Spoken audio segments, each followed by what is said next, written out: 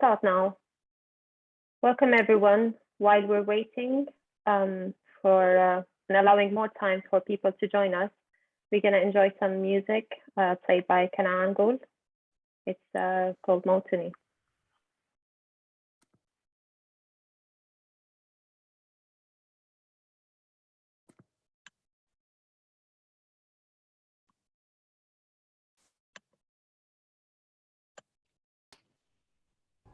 السلام عليكم. أنا اسمي كنعان الغول من القدس، حاب أسسكم مقطوعة موطني وطبعا إني أشارك بحقوق الإنسان. يعطيكم ألف عافية.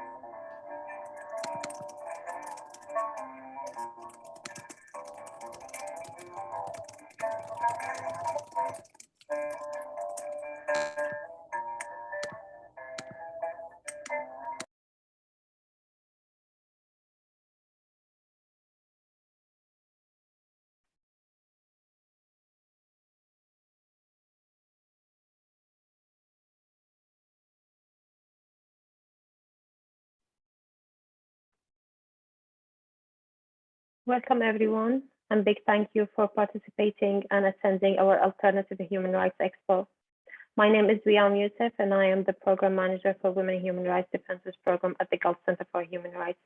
Together with my colleague Iyad Al-Baghdadi, we will be hosting this event for today. Iyad, over to you.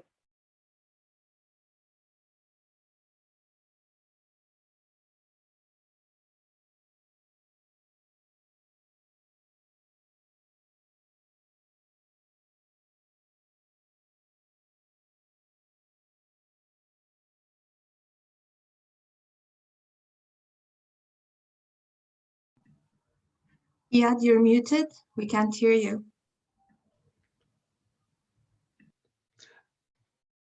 Hello, everybody. My name is Iyad Al-Baghdadi. I'm a Palestinian writer and activist who grew up in the United Arab Emirates. I'm joining you today from Oslo, Norway. Honored to be your second host for today. Interpretation to Arabic and English is available on this webinar. If you require interpretation, please press on the button below on the right side of the screen to enable it and choose Arabic or English channel. If you are on the phone, please select more than language interpretation to choose your preferred language channel. We would be grateful for your patience with us today in case we encounter any technical glitches. Over to you, Wiam. Thank you, Iyad. I think we have a technical problem right now, and we're trying to solve with the translation and interpretation. I'm not sure if one of our technical colleagues can help us with this one.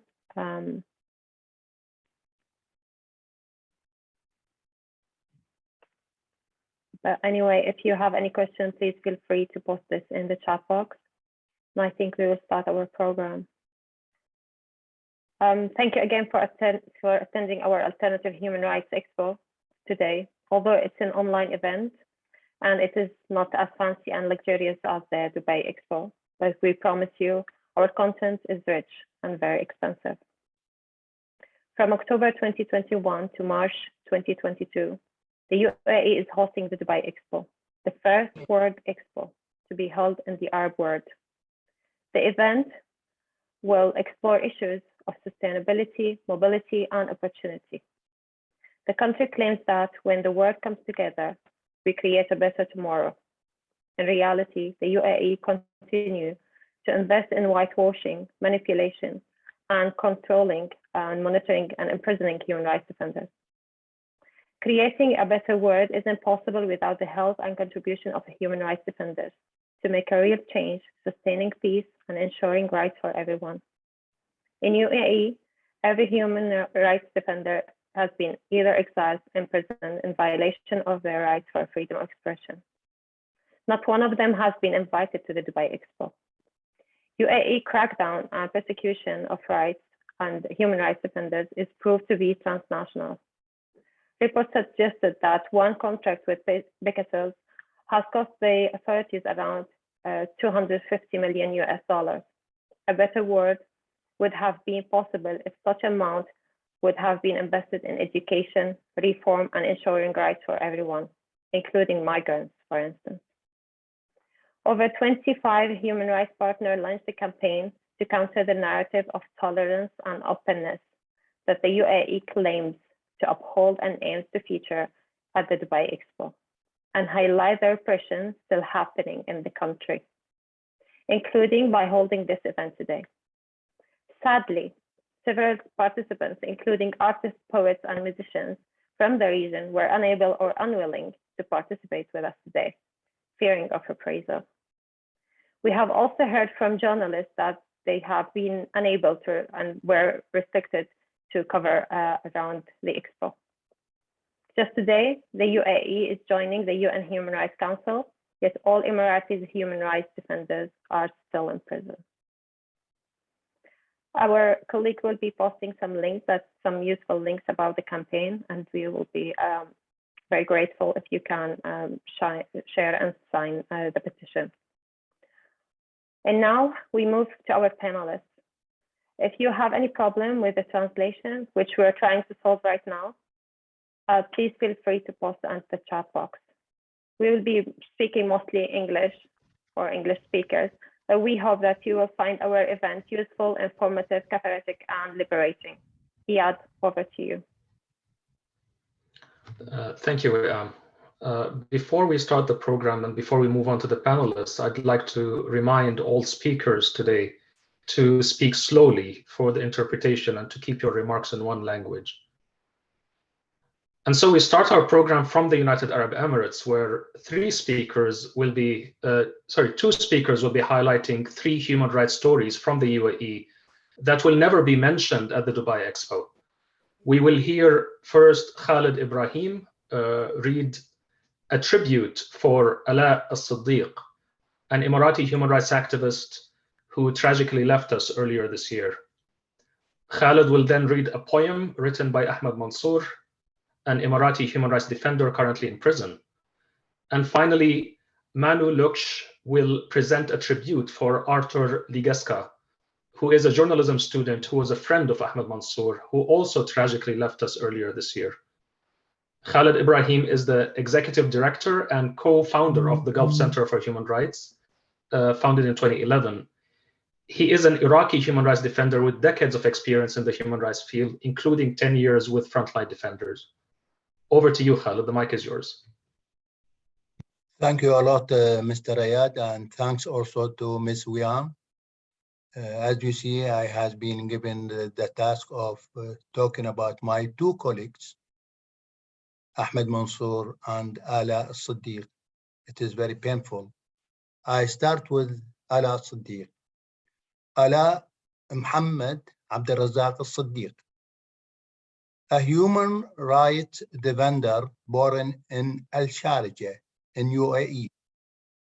She was the executive director of Al-Qasd for Human Rights and a senior researcher at Wajha Center for Studies. She was also a poet and artist who has become an icon in the MENA region for her passion, seeking social justice in our countries and respect for human rights. She advocated strongly for the release of her father, Sheikh Mohammed Abdul Razak al-Siddiq, a prisoner of conscience and a member of the UAE 94, currently serving 10 years in prison for his peaceful and legitimate human rights activities. As a result of her activism, she went into exile in the UK. She died tragically in a car accident in Oxfordshire in UK on the 19th of June 2021. I will switch to Arabic for 1 minute. زميلتي العزيزة آلاء محمد عبد الرزاق الصديق رحمك الله، أيتها المدافعة الشجاعة المدافعة عن المبادئ الحقوقية التي كنا جميعا نتشارك في الدفاع عنها. كنت تلبين النداء دائما في أي نشاط. My dear late colleague Ala As-Siddiq, the late human rights defender who has been brave and courageous in defending human rights, probably the loudest human rights voice from the UAE, demanding freedom and liberty for prisoners of conscience, which began with the case of her father, Sheikh Mohammed Abdul Razak al-Siddiq, and ended with defending all other prisoners of conscience in her country and nearby countries. She was an example of defending human rights. May she rest in peace, our dear late colleague.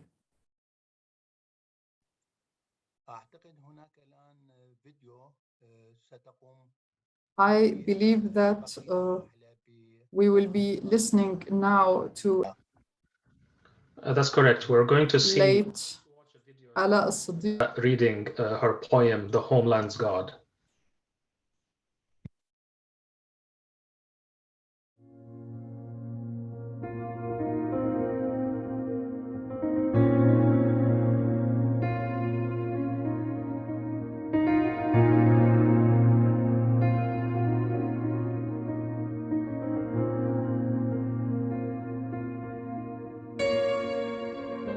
يا إله السؤال وقفنا وحين غشتنا رعشة الشك.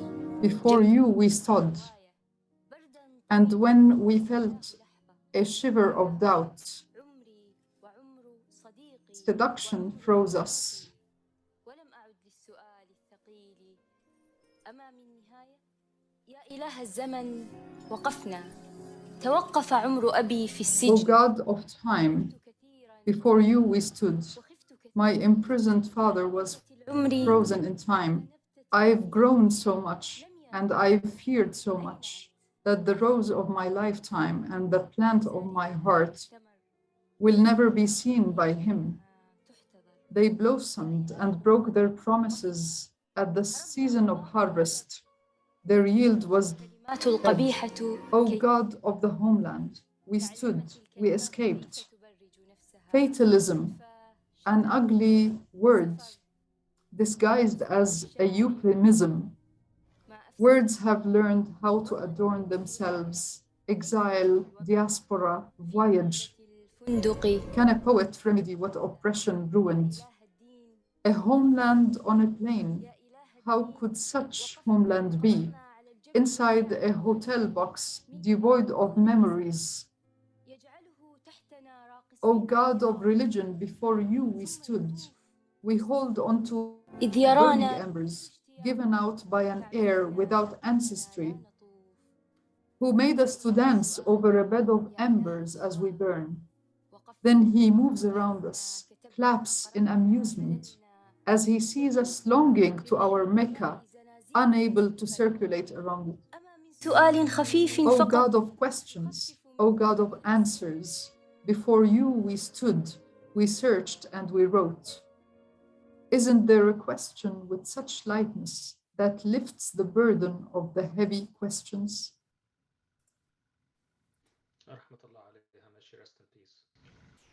May Allah rest in peace. Introduce Emirati human rights activist Ahmed Monsoor in English, and he will present some of his poetry. Please continue, Khalid. Thank you, Mr. Rayad. Thank you a lot. And a lot of thanks to everybody for attending this event in solidarity with all the prisoners of conscience in UAE, including our colleagues. So my dear colleague, Ahmed Mansour, the last human rights defender in the UAE, a prominent blogger and one of the prose poets of the UAE. He was born in 1969 in the Emirate of Ras Al Khaimah. He was imprisoned for his peaceful and legitimate work in the field of human rights. That was on the 20th of March, 2017, and has been placed in solitary confinement since that day until now, which is a deliberate torture by the state security apparatus, only for him and other prisoners of conscience and female prisoners due to their peaceful activities in the field of human rights. Although he was a key member of the literary magazine Ru'a Visions between 1989, 1991, and one of the founders of the literary group Al-Shahadin, Beggars in the Emirates, 1989, in addition to his early relationship with writing, his first poetry collection, Beyond Nothing, was not published until the year 2007. This poetic collection contains 29 texts in which all of the human suffering and torment and the perplexing hardship he is going through are manifested. Ahmed was able to translate in his poems a number of human feelings saturated with pain and complaint in a delicate context, as it reflects a dream in a world filled with love, peace, and sunlight. Without exaggerating his sense or losing his consciousness, Ahmed translates the suffering of the stranger, the non-belonging of the stateless, and the lack of identity that a human being besieged by all kinds of betrayal, oppression, and irrational to the point of superstition. He studied electrical engineering in the University of Colorado in the US, where he obtained his first degree, and then at the same university, he completed his MSc degree to be a specialist in communications engineering. So he's the poet from the world of communications. I will read his poem in which he described 7 successive days about a word that he dreams to have. So I am going to Arabic now.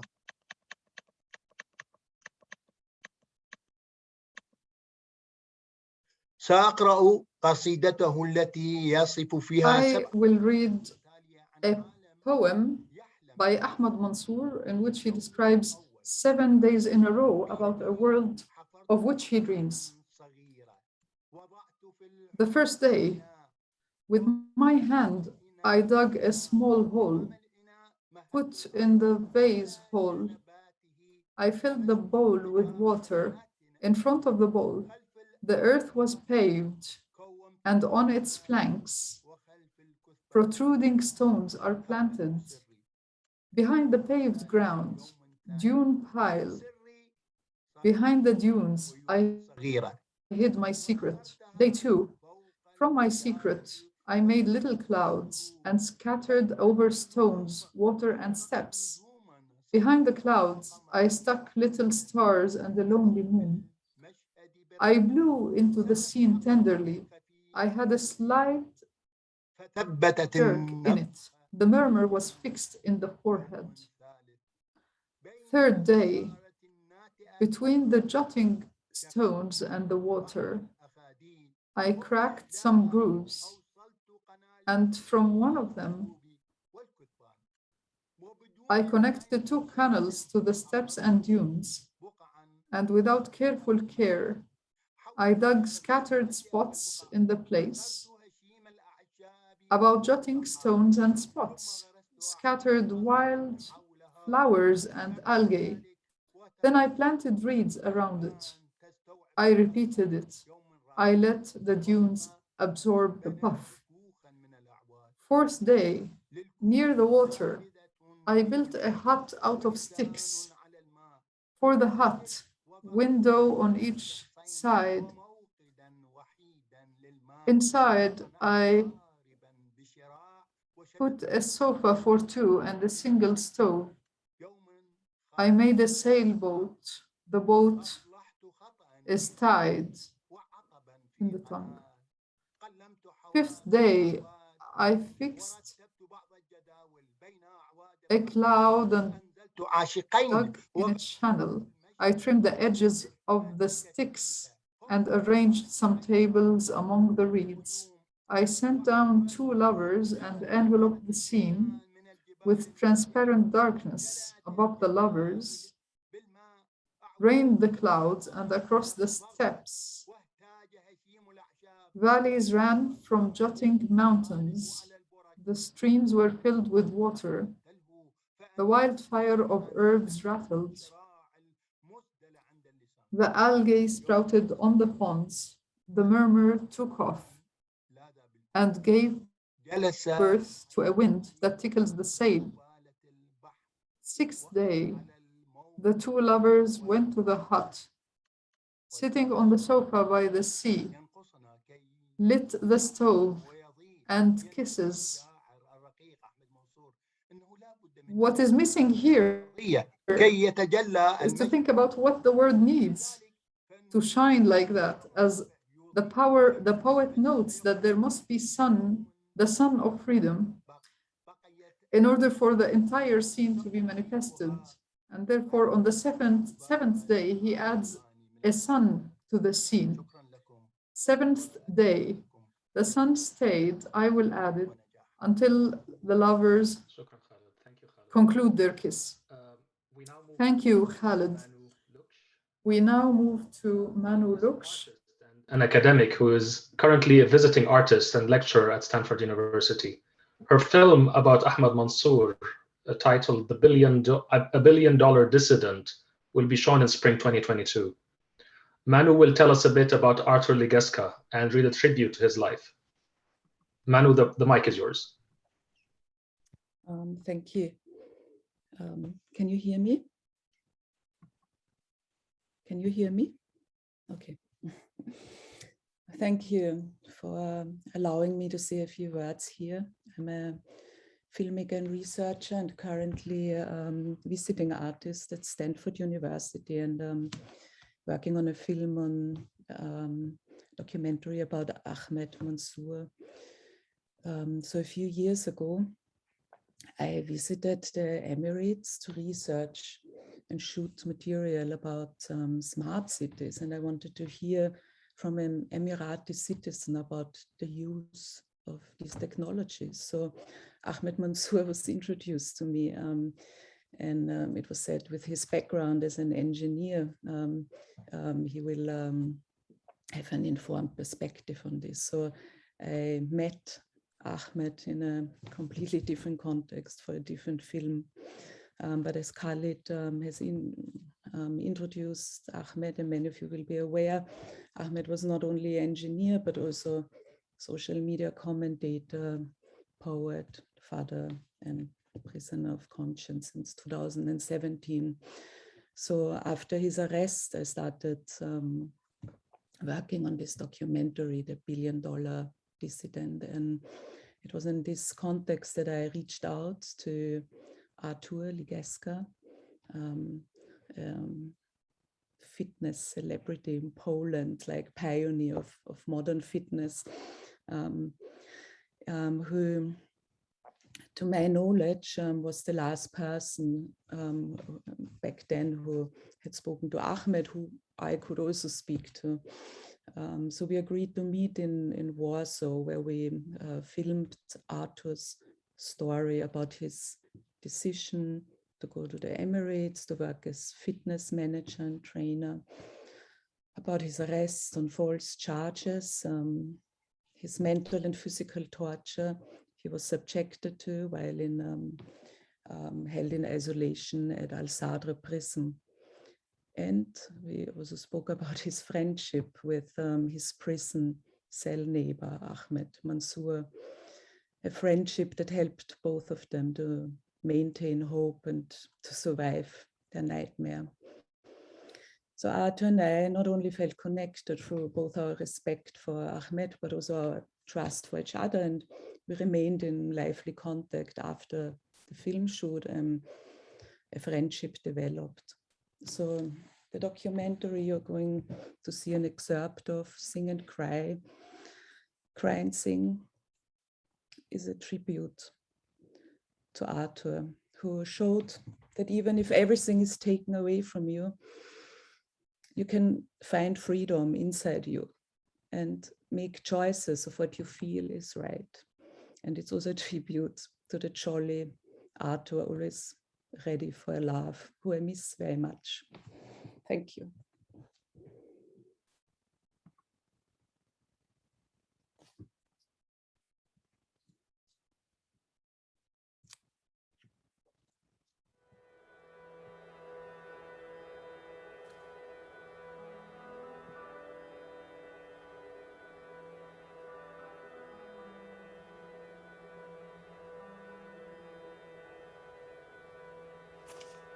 Before December 2018, I got first huge crisis. Ahmed asked me, why you don't shout to me anymore? What has happened? Are you angry with me or what? I said, no, I'm not angry, Ahmed. I'm just peaceful because I think about my family. What is going on there in Poland? It's like almost Christmas. I'm sitting here and I feel so bad. I feel so bad. I feel so bad. Ahmed told Art, listen, this Christmas will be special for you. I said, why? What do you mean? What kind of speciality is in the spending Christmas in isolation cell on desert? He told, you will respect so much your family. And the day you're gonna be free, you will realize how important those people you're sitting around are for you. Afterwards, he asked me to sing the song. I said, what kind of song I should to sing you? He told me, sing some very nice Christmas song, but not in English, in Polish. I said, but there is no reason to sing here the Christmas song if God, my God, is not even hearing me from here. He told, your God is listening to you from here because your God means my God. We have just different way of expression. And I started to sing. With the first words, I started to cry as a small boy. He told me, sing and cry and sing. So in the end of the song, he told me, it's beautiful how much emotion you put to present the song to me. It's incredible, my dear friend. So now I'm going to sing you some Muslim song. I said, okay, let's start it. And he started to cry. He was crying like crazy. I could not understand anything. I could not hear anything, just his way of crying. And he told me, you see, we are the same way. We are from different part of the world. Our families are different. I speak Arabic, your family speak Polish. But look at,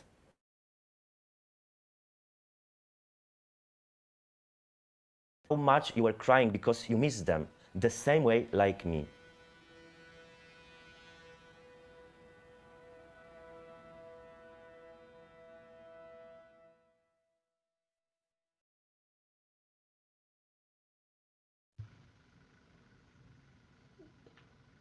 That was beautiful. Over to you, Iyam. Thank you very much, Iyad. That was really intense and very inspirational, to be honest. It's hard not to shed a tear. Now we're moving to Bahrain, a revolution that was forcibly paused. Fearing the change of Bahraini revolution, and what would it make? Bahraini authorities used all kinds of techniques to silence the voices demanding rights, even demolishing symbols of change such as the pier and roundabout. Bahrain continues to use arbitrary arrests, systematic torture, killing, and long sentences, as well as labeling human rights defenders as traitors and terrorists. Today, I'm glad we are able to hear the stories by activists and artists themselves.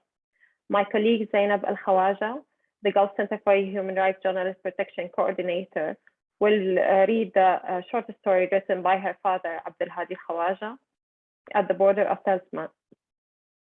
Abdel Hadi Khawaja is the co-founder of Bahrain Center for Human Rights and the Gulf Center for Human Rights. Is currently detained in Bahrain since being arrested in April 2011. He has now spent more than 10 years behind bars for his human rights activism. After his arrest, he was forcibly disappeared in the prison for 2 months and was tortured severely. He has been on hunger strike several times, at length to protest his imprisonment. At one point, 3 generations of Al-Khawaja family were in prison at the same time. Zainab, the floor is yours. Thank you very much, Wiam. I would like to start by quoting Ahmed Monsoor, the poet Ahmed Monsoor, who says, أوطاني شغلي والغربة أجري. And I would add to that, والسجن أجري والتعذيب أجري. He says in his poem, my work is my country, but my reward is exile.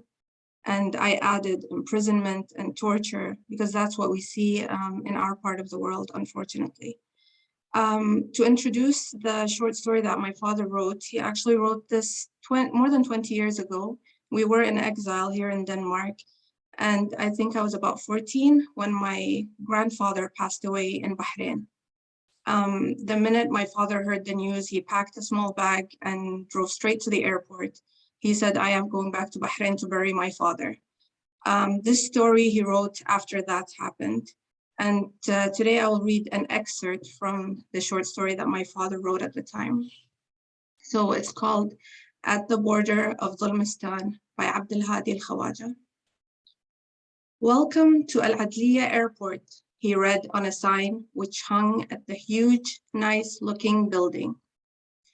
Among the crowd, anyone could point him out as a native of the island. From his ancestors, he inherited the light brown skin, dark hair, thin body, fairly big eyes, and a light touch of sadness on his bony face. His grandfathers used to sail 4 months a year, half naked, under the glaring hot sun, to dive for rare precious pearls. They would desperately look for the pearls of their dreams, which were guarded in the bottom of the sea by the murderous sharks, and awaited for on board by the greedy shipmaster. Whilst for the rest of the year, those forefathers were toiling barefoot to plant in the inhospitable land so as to avoid starvation and paying heavy capitulation to the invaders who had been dominating the power, passing it from fathers to sons until it reached to the current rulers. However, it was not the old days anymore, he thought. Neither was it the near past when he himself, as a member of the politicized student movement, was detained many times and subjected to physical and mental torture, leading him to flee the country and to undergo long-term mental treatment. Now, after 17 years, it could not be the same. Yet he was not sure how much the wounds of the past would influence his destiny. I'm afraid you have to wait to complete some procedures, said the officer. Someone will lead you to the waiting hall, he added.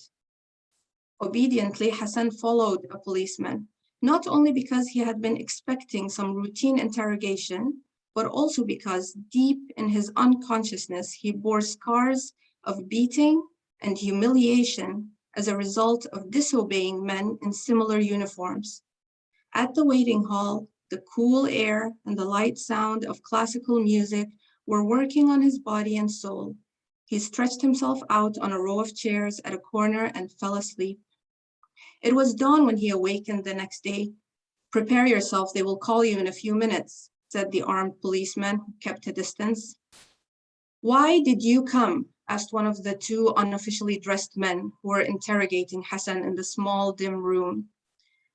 I heard about the changes. I thought it's time to put the past behind me and to have a new start, answered Hassan, feeling like a schoolboy in front of a headmaster holding a thick stick in his hand.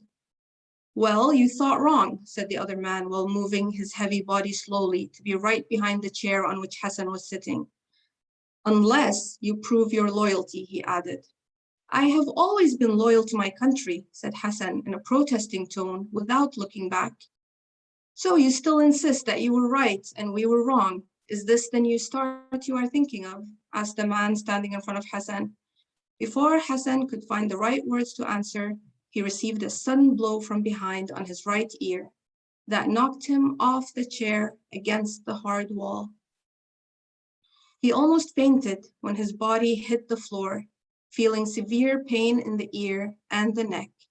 And while trying to rise up, the fat interrogator who hit him pressed with a heavy shoe on the fingers of his right hand. When Hassan was brought back to the waiting hall, he was in bad shape.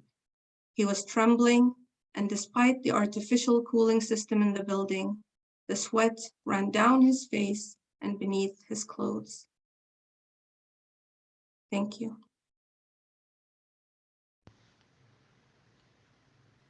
Thank you, Zainab. Thank you very much, Zainab. Ayad, over to you. Thank you, thank you, Zainab. From Bahrain and from Abdulhadi Al-Khawaja, it seems most appropriate to move on to Palestine.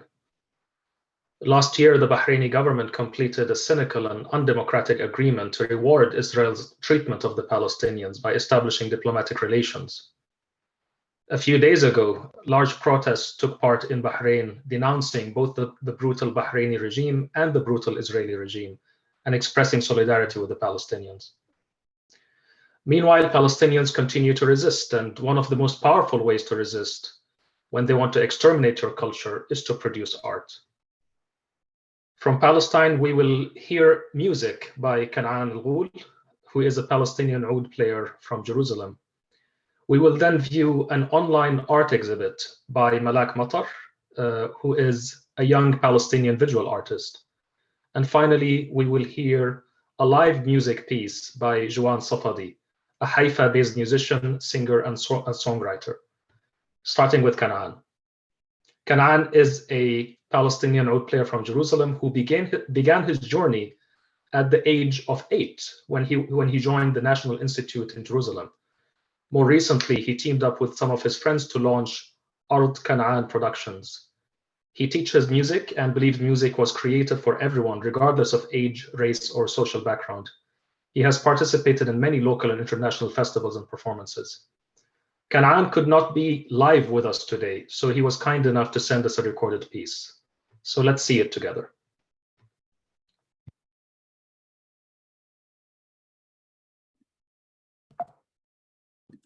راح أعزفكم كمان وصلة فلكلورية فلسطينية.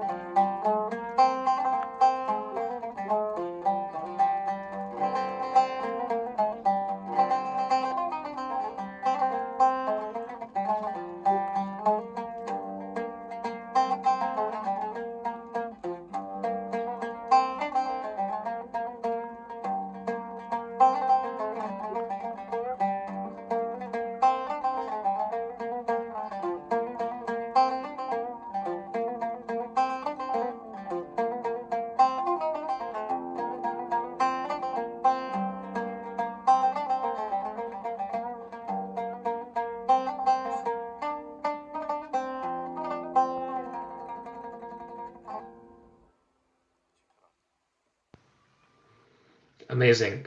I couldn't help see so many people swaying to the music. Next, we move on to meet Malak Matar. Malak's style is described as powerfully expressionist. She grew up in Gaza, and she first started painting at the age of 13 during the 51-day Israeli military assault on Gaza in 2014. When she was unable to leave Gaza, she showed her paintings to the world through social media. Her art was later featured in many exhibitions across the world. Malak, I'm honored to welcome you and give you the mic to introduce your art. Please go ahead. Thank you so much, Iyad, for this introduction, and thank you for having me today. It's such a pleasure.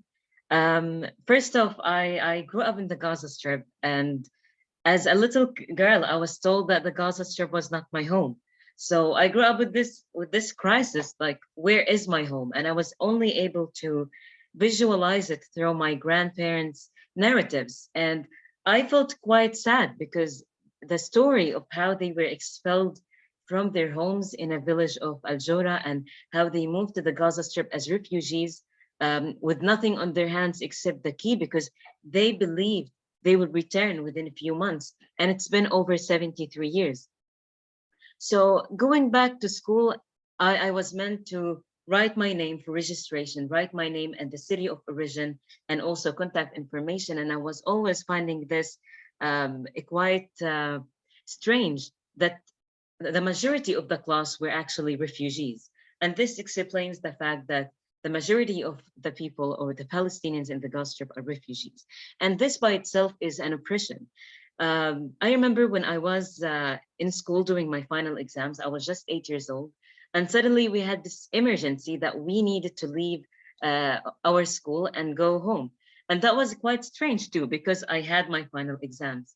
And then I learned after that it's actually an attack, or it's the politically correct word is attack, but it was actually a massive Israeli aggression on my people, on my land, and on my neighborhood. So the worst part in my story is the repetition. I'm 21 years old, and I have survived so far 4 major Israeli assaults. But how I became an artist, after surviving my 3rd war in the 2014 attack, I wanted something to express myself.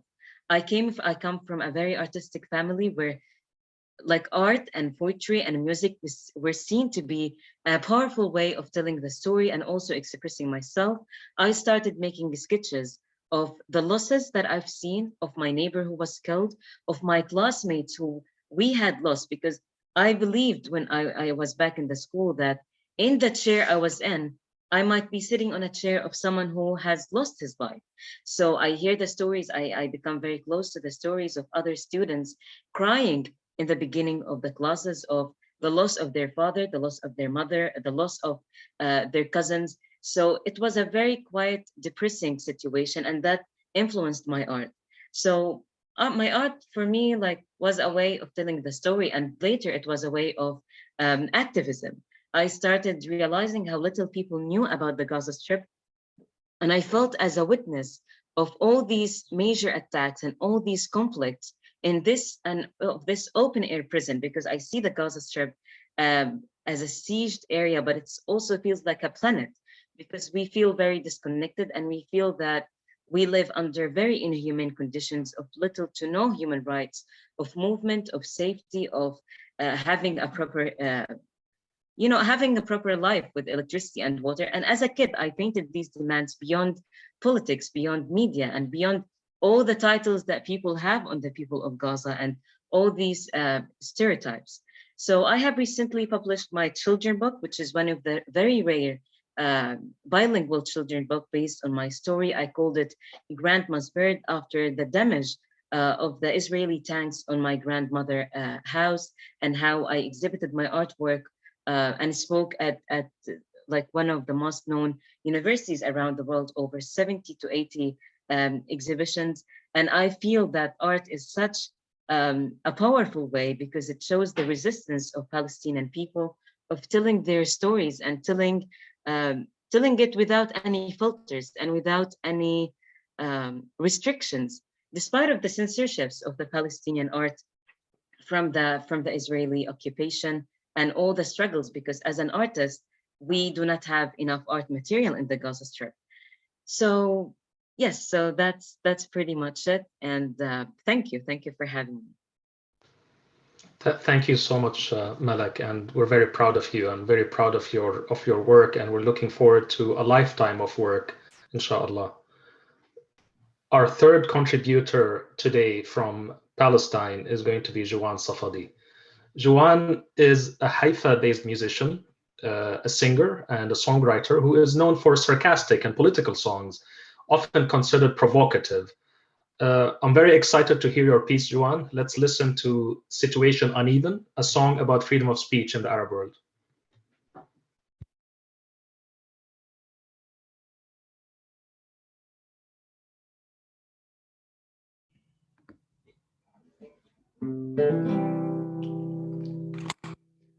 أنا جوان صفدي من الناصرة أعيش بين الناصرة I وحيفا. am Jouan Safadi from Nazareth. I live between Haifa and Nasra. This is a satire about freedom of speech in Arab countries.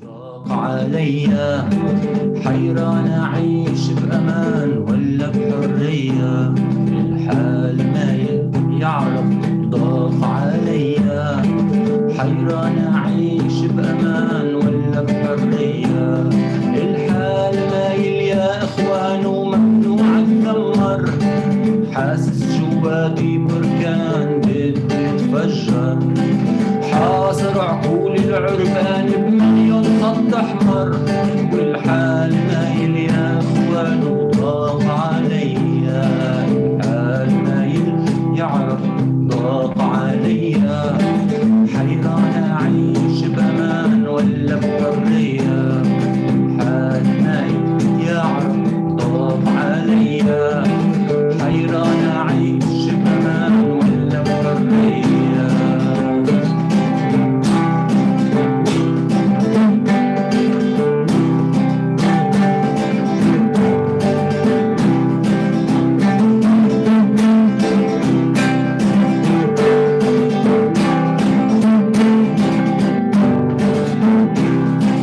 الزنزانة يا ناس ضاقت عليا عم نتنافس على الأنفاس بكيتوا الفاشية هالزنزانة يا ناس ضاقت عليا عم نتنافس على الأنفاس بكيتوا الفاشية وقفاص جوات قفاص حراس كعبين بالراس خوف زنزانة يا ناس وضاقت عليا ما عدت أتحمل ولا يوم في العبودية ما عدت أتحمل ولا يوم في العبودية الحال لا يعرف ضاق عليا حيران أعيش بأمان ولا بحرية حيران أعيش بأمان ولا بحرية ولا بحرية ولا بحرية.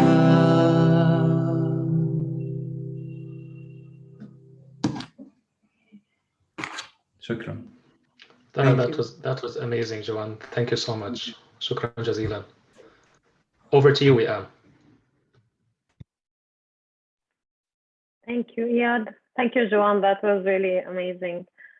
Now we're moving to Saudi Arabia, a country that's trying to prove that money is power, allowing Saudi Arabia to continue to commit human rights violations, killing journalists brutally, unlocking women human rights defenders in prisons, and torturing them for years. Yet be appointed to prestigious positions at the UN, such as the Human Rights Council and the UN Women. We are delighted today to have Uma Mishra Newberry, who is a global social justice and women's rights leader, and the former executive director of Women's March Global. She has helped to build and manage the Free Lujain campaign, in support of Saudi women rights activist Lujain Al-Hazloul herself. Uma is the initiator and facilitator for Racial Equality Index. As a colleague home together, we worked, and Rena Husseini from ISHR on so many fronts for defending women human rights defenders in Saudi Arabia and lobbying for their release from prison. Today, Uma is as a co-author of the book with Rena Al-Hazloul, will read us some of Lujain's dream of sunflowers. Uma, the mic is yours.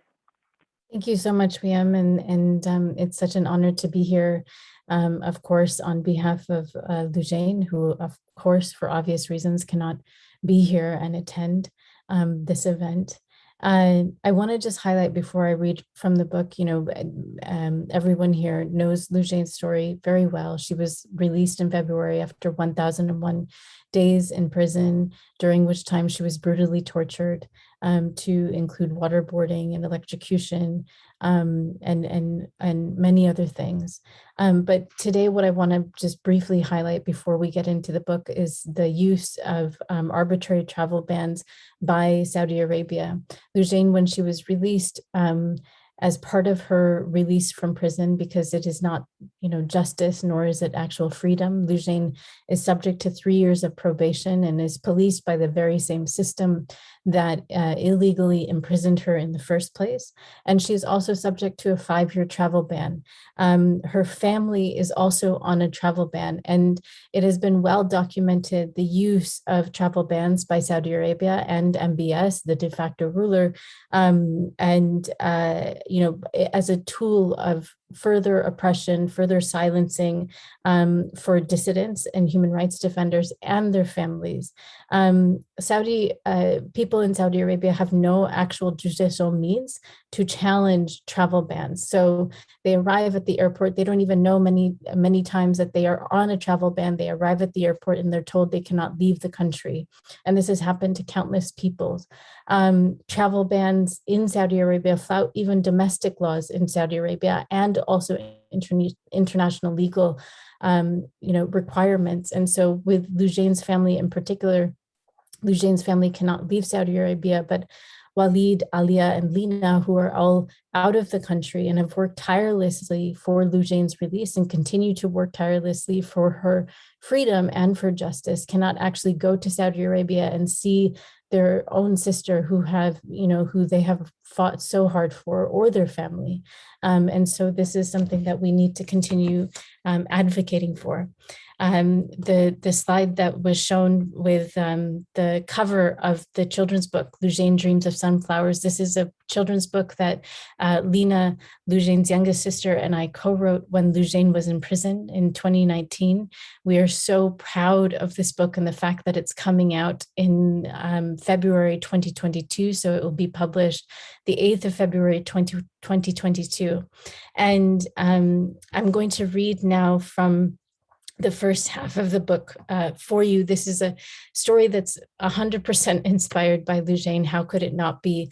And for us, it was really important to not only tell the stories of Lujain, but also ensure that the stories of women human rights defenders and those that have worked tirelessly for women's rights are not lost, because that is exactly what Saudi Arabia and other oppressive regimes are counting on, that we forget the work of human rights defenders, that we forget the work of activists, that they go silent. And so this is another further attempt on behalf of the campaign to ensure that Lujain is not forgotten, nor is any Saudi women human rights defender forgotten. So with that, the first half of the book, Lujain Dreams of Sunflowers. Every morning when Lujain woke up, she squeezed her eyes shut and remembered what she had dreamed the night before. Lujain always dreamed of two things. She dreamed she could fly, and she dreamed she would fly to a place her Baba described as the carpet of 1,000,000 sunflowers. After getting out of bed, Lujain followed her Baba into the garden and waited for him to open the door of the shed so she could catch sight of their wings. First, her Baba would take out his own wings, then he would hand Lujain hers. Lujain put on her wings and ran around the garden pretending she could fly. Once her Baba's wings were on, he smiled at her, then leaped into the sky. Lujane watched as her Baba soared, becoming smaller and smaller in the blue sky. She lifted her arms to the sky as her Baba disappeared from view, wishing she could fly with him. But because Lujane was a girl, she was not allowed to fly. On school days, Lujane walked to school with her brothers and sisters. She stopped to take pictures with her camera of any color she saw, besides the gray of cement and the beige of sand. She gave her Baba her camera film so that he could get the pictures printed. Every week, Lujane would add the pictures to her ever-growing wall of colors. In the center was a photo her Baba had given her. It was the most colorful one of all. Often when she looked at it, she would close her eyes and touch the picture, imagining she could feel each color in it, and even imagining she could hold each color in her hand. The brightest blue, that was the sky, the deep green of the leaves and stems, the crown of yellow petals, and the black seeds of each sunflower. Floating in a sea of color, Lujane felt free, as if she could do anything. Lujane wondered if she would ever be able to see the sunflower with her own two eyes. So at dinner time, she asked her Baba if she could go with him. Lulu, her Baba said lovingly, the only way to see the sunflowers is to fly over to where they are. But I don't know how to fly, Baba. One day, Lulu, you will. What wonderful news. At school, Lujane told her friends that she too would fly someday, but they called her silly and laughed at her. In the courtyard, her friend Ali tapped Lujane on the shoulder. You should stop telling people you're going to fly, he said. But Ali, one day I will. Don't you believe me? You know that you can't, Lujane. Girls are not allowed to fly, said Ali firmly. Lujane gathered up her courage and said, you will get to fly.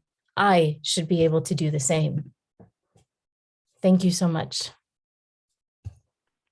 Amazing. Thank you so much, Uma, for this. Yeah, it's over to you. Thank you so much. That was very touching. We're moving on to Sudan now. And from Sudan, I am honored to introduce my dear friend and colleague, Khaled Al-Bey. Khaled is a prominent Sudanese artist and political cartoonist. And as you know, nearly 3 years ago, the Sudanese people rose against their dictator, Omar al-Bashir, and after months of relentless protests, they toppled him. And the country is now living through a turbulent transition period. And there are attempts by many countries, including and especially the United Arab Emirates, to abort its democratic transition. Khaled has been producing art, political art, for over a decade. Khaled, the mic is yours. And feel free to introduce samples of your work. Please go ahead. Assalamu alaikum, everybody. Thank you so much. I'm very honored to be here, and I'm very honored to be introduced by my great friend, role model, Iyad.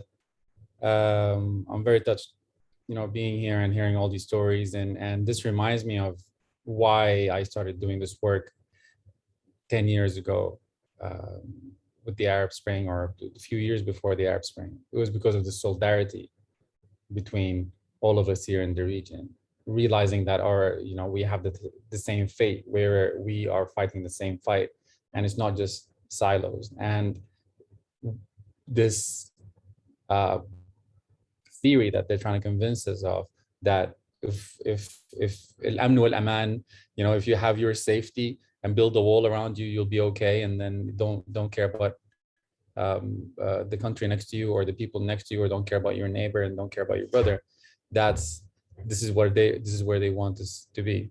So this event is an example that some of us still see the importance of that, fighting against the huge media machine that tells us that we should be apart and that human rights are not important.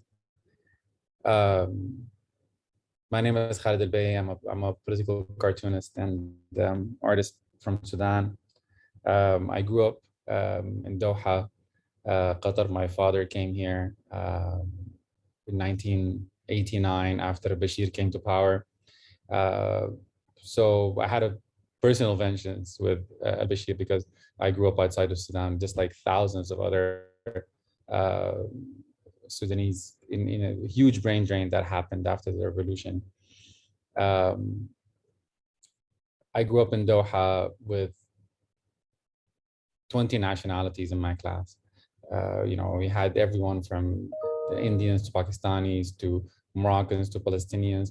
So this is what really made me realize how we are all the same. We're all fighting the same machine. And kind of what really attracted me to everything, all the other causes was our jokes are the same. The satire is the same. When I say a joke about the Sudanese president, it's the same joke that the Egyptians would say, or the same joke that other nations would say. Of course, we all talked and whispered the jokes to each other, but everyone had the same jokes with just different presidents.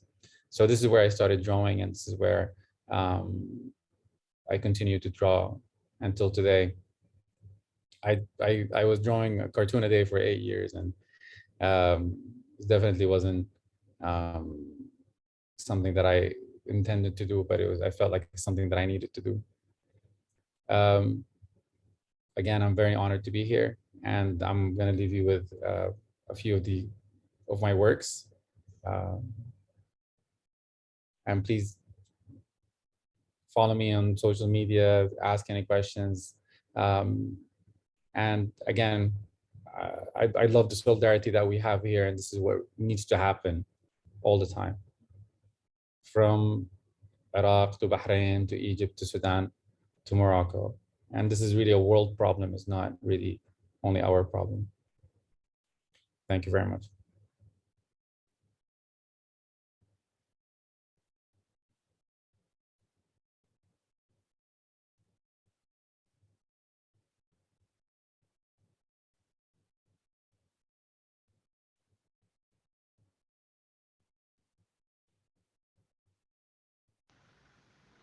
Thank you so much, Khalid. Over to you, Wiam. We're moving on to the next country. Thank you, Iyad. Thank you, Khalid. Afghanistan is our next country, a country that has been suffering layers of oppression and repression, mass human rights violations and atrocities, but continues to show us the strength and creativity of the Afghani people. Working for peace and defying all challenges, we are delighted to be featuring with us today Elias Alawi, who is an Afghan poet and visual artist currently based in South Australia. Elias has published 3 poetry books: I Am a Daydreamer, Wolf, Some Wounds, and Hudud. Elias' practices is interdisciplinary, bridging elements from poetry to visual arts, from archive to everyday events, with intention to address issues around displacement, trauma, memory, body, and gender. Elias also reflects upon the background as displaced Hazara. In this video, Elias will be reading 2 poems, I Wish Grapes Would Ripen and I Do Not Believe.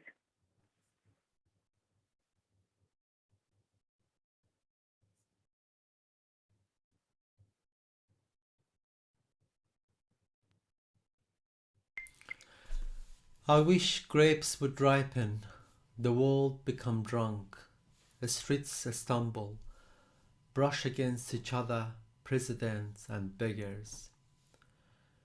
I wish borders could become drunk, and Muhammad Ali could see his mother after 17 years, and Amina could touch her child after 17 years.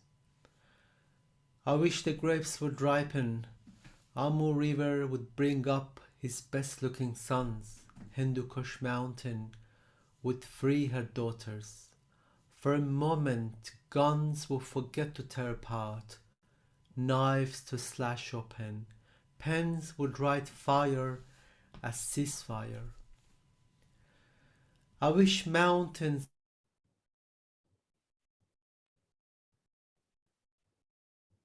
still her moon, leopards and gazelles we'd go drinking together.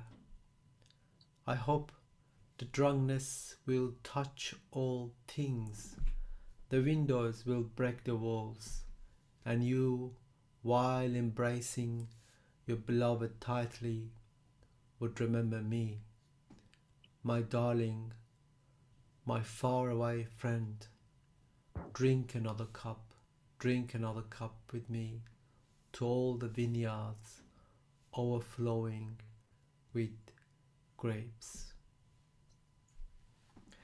And the second poem,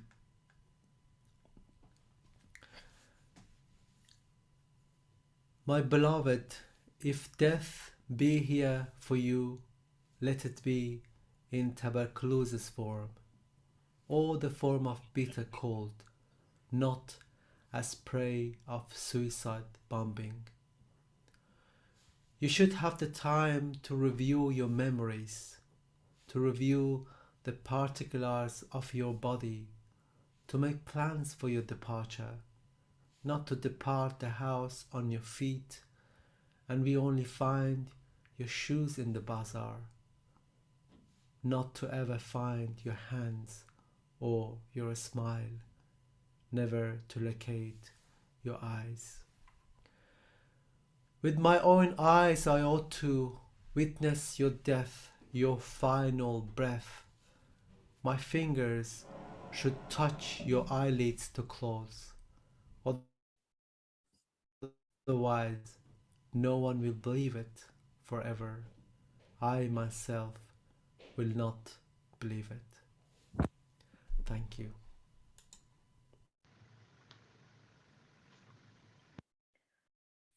Now we're moving to another country, Iran.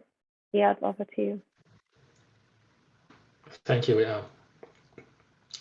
So yes, we are moving to Iran, where once again we wish to platform Iranian voices that will never be given a platform at Dubai Expo 2020.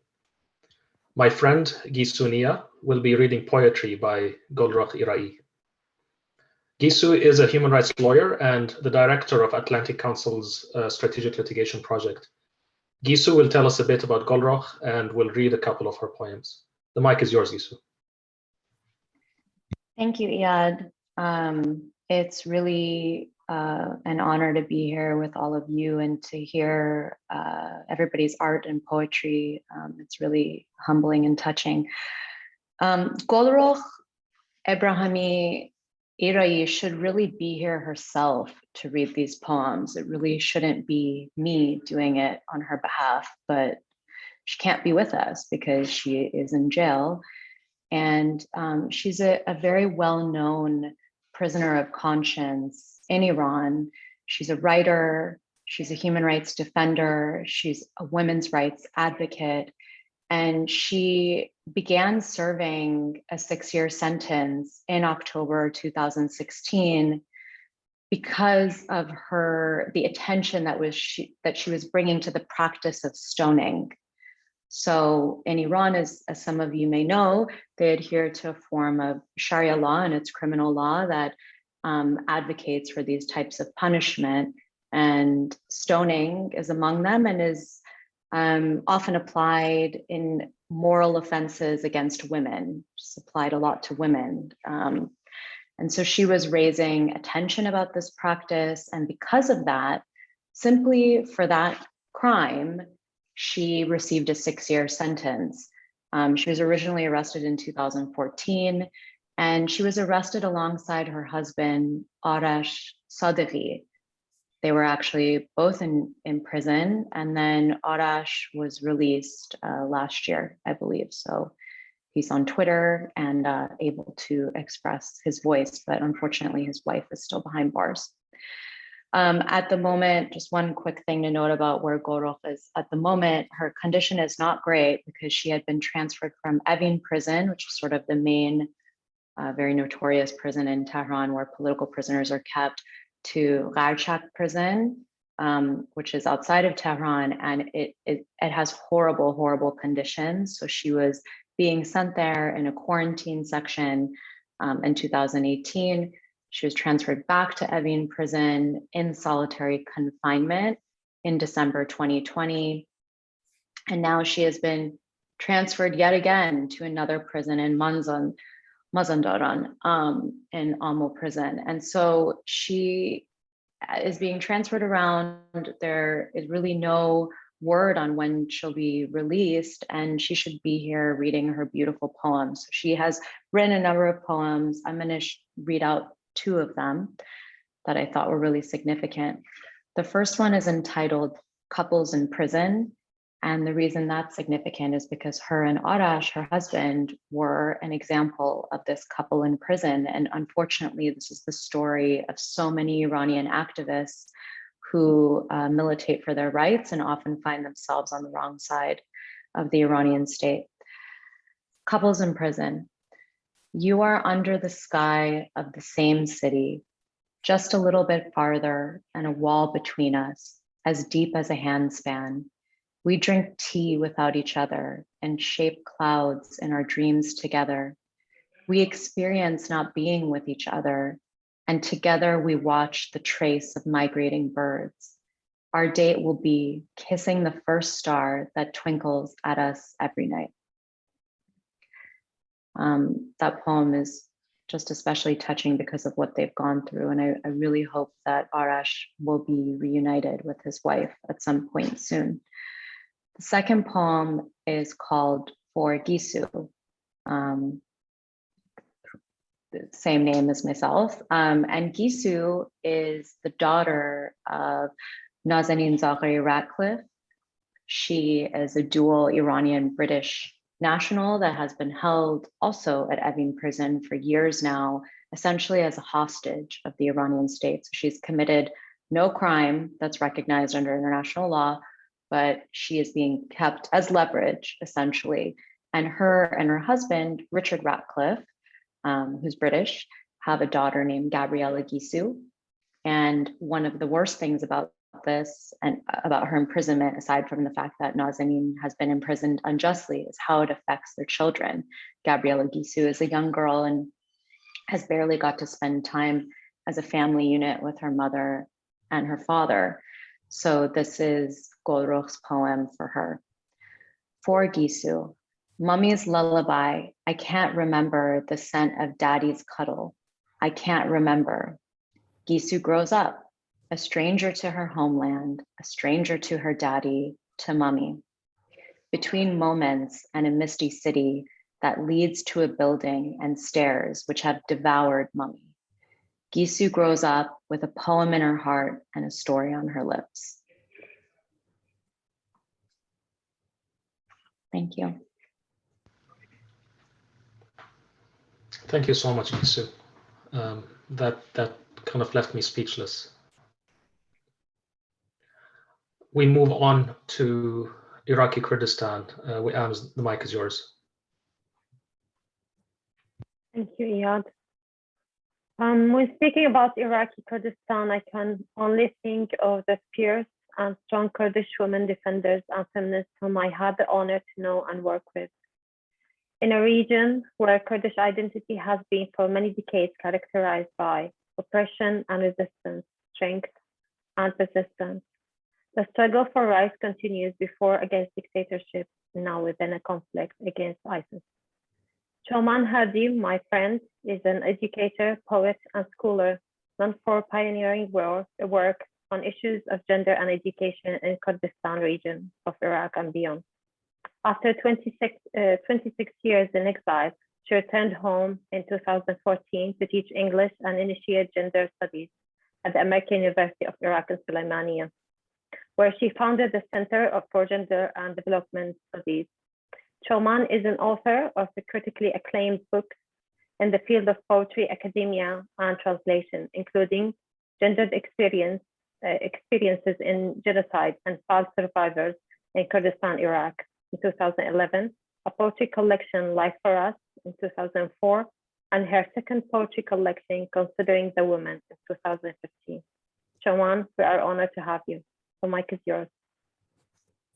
Thank you so much, and thank you, everyone. It's wonderful to be with all the wonderful, accomplished, and dedicated people. It feels great tonight to be amongst you. I am going to read two poems from my first collection called Life for Us. Not the US, that's what some people thought it was Life for US. It's not my fault, the Polish's fault. This first poem I'm going to read is called My Father's Books. And until he passed away, my father had this habit of referring to his books as if they still existed. So every time somebody mentioned a book, he would say, "Oh, I have that book." And my mother always reminded him, "You had that book," because several times in his life, when he had to flee to exile, he had to abandon his books, bury some of them, burn some of them, give some of them away. And this poem is about the last time I watched him do it in 1988, when we left Iraqi Kurdistan in the midst of the Anfal genocide, the gassing of the Kurdish villages. So in the poem, the books speak for themselves. My father's books. It was autumn 1988 when my father's books dispersed. One by one, they came off the shelves, cleaned themselves of his signature, and grouped, choosing different fates. The books with conscience divided, the stubborn ones set themselves alight. Too rebellious in their objection, they chose death over life in the dark. The others preferred a hiding place. Hoping to see the light again, they packed themselves into a luggage bag, buried themselves in the back garden, to be recovered many years later, crumpled, eaten by the damp. The rest chose more stable homes where they wouldn't be abandoned again. They shone on other people's shelves, keeping their secret to themselves. And the second one is a shorter poem. It's called His Boots, and it is about Saddam Hussein's boots. When I was growing up in the 1980s, he was always wearing military clothing, and there was always a war with Iran, with the Kurds, later with Kuwait, with America. So this poem was written in the aftermath of 2003 war when he went into hiding. And I imagined that moment when he had to transform from a very brutal and aggressive dictator to an old man on the run. I also imagined an old woman whose son was possibly killed by the dictator, watching or witnessing this transformation. His boots. The old woman will always keep those boots. On the day when things were ending, she was leaning on her stick in disbelief when a car with black windows slowed down. She watched the back window open fast, and there he was, the dictator, suddenly looking old and frail, dropping his military boots and replacing them with old men's shoes. Then the window closed and the car took off, leaving dust on the pair of boots, still warm and moist from his feet. I wanted to humanize him a little bit, that he sweated like the rest of us out of fear. Thank you so much for this opportunity, and wonderful to be amongst you tonight. Thank you. Thank you, Chawan. Thank you very much. That's amazing. Iyad, over to you. Thank you so much, and thank you, Shaman, and thank you, Wiam. So we move on to Yemen, a country of beauty wounded by war. The UAE has been one of the countries that is most deeply involved in the devastating war in Yemen, another thing that won't be talked about at the Expo 2020. In this section of our program, we're going to see an online art exhibit by Maha Al-Umairi and a poetry reading by Fatima Rashad. Maha is a self-taught artist born in Taz in Yemen, who is currently living and working in the United Kingdom. Maha, I'm honored to pass the mic over to you so that you can show us and tell us more about your art. The mic is yours, Maha. Thank you so much. I'm very, very happy to be here today. And thank you so much, guys, to give me this opportunity. I mean, as an artist, I never thought that I will be like defending for human rights. I mean, I have been always with fighting for freedom and finding a voice for women, but I didn't think that it will come to this stage where we all have to fight for human rights, because none of us have any rights at some point. So I think my inspiration started when, I mean, I have gone through the war, and I know some people would think that if you go through war, you'll have like inspiration to start painting, to tell the world about it. But actually, it's the opposite. You become numb and you feel like there is no point of doing anything. So I didn't paint and draw about the war at all.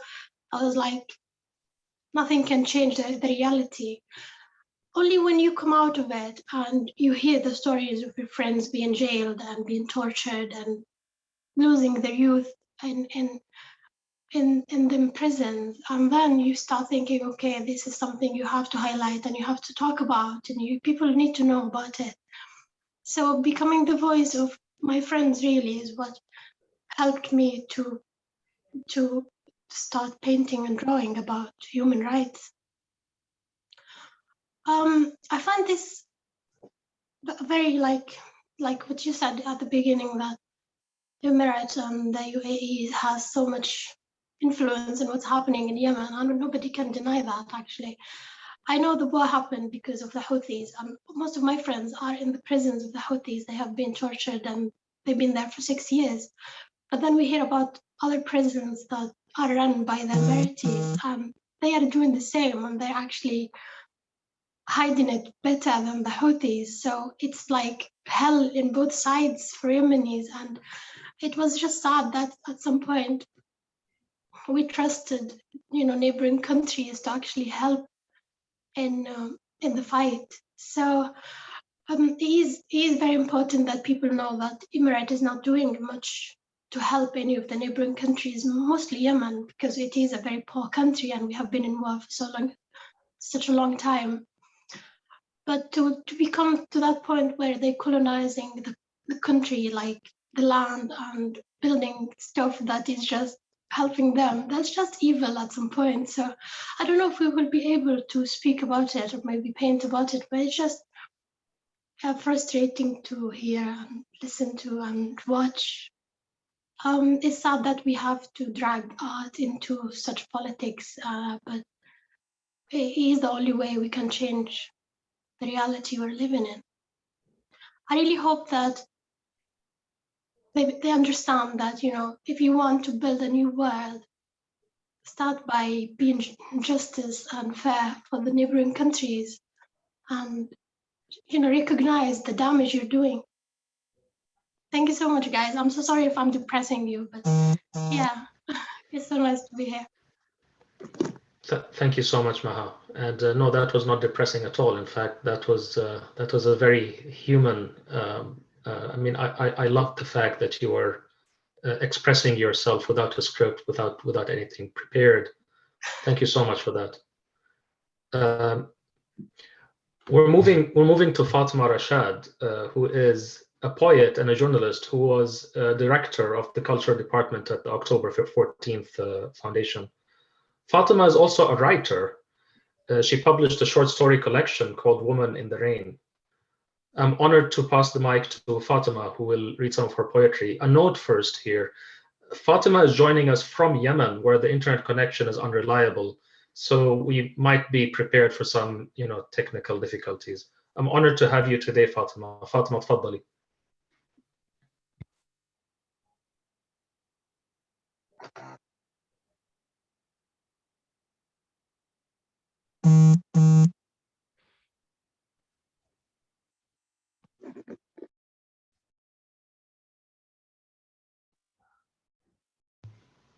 Do we have Fatima on?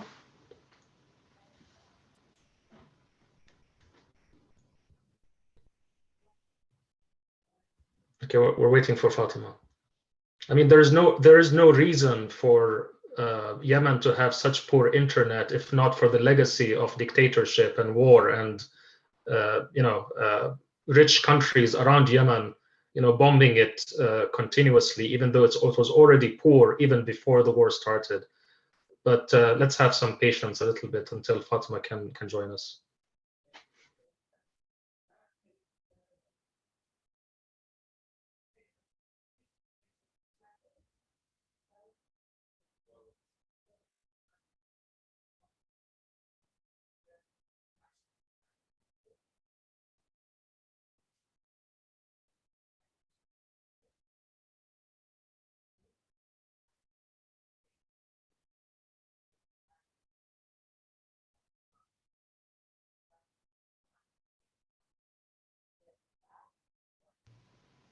Okay, I'm being told that Fatima has some difficulties on her side.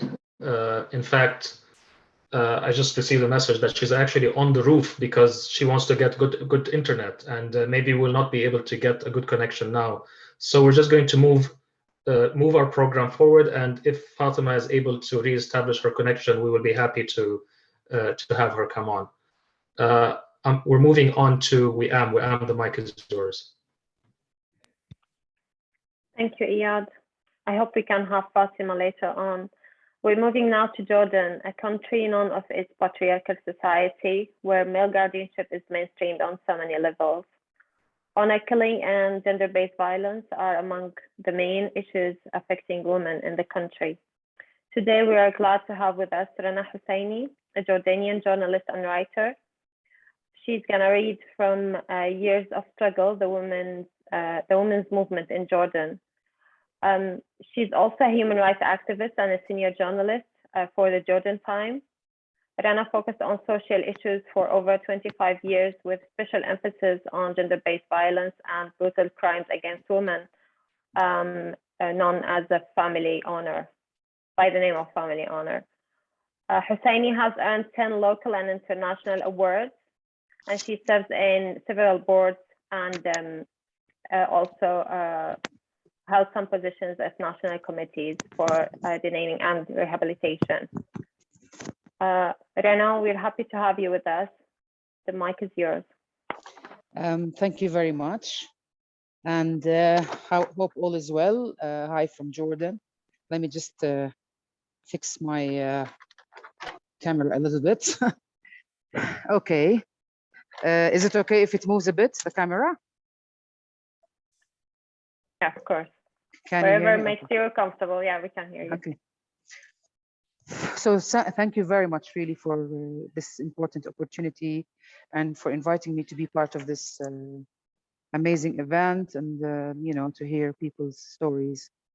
Today I'm going to talk about my latest book that I've just published. It's called Years of Struggle, the Women's Movement in Jordan. And basically, this book is published by the German organization Friedrich Ebert Stiftung. And they supported this book. And it's free, actually. You know, you can anybody can access this book free.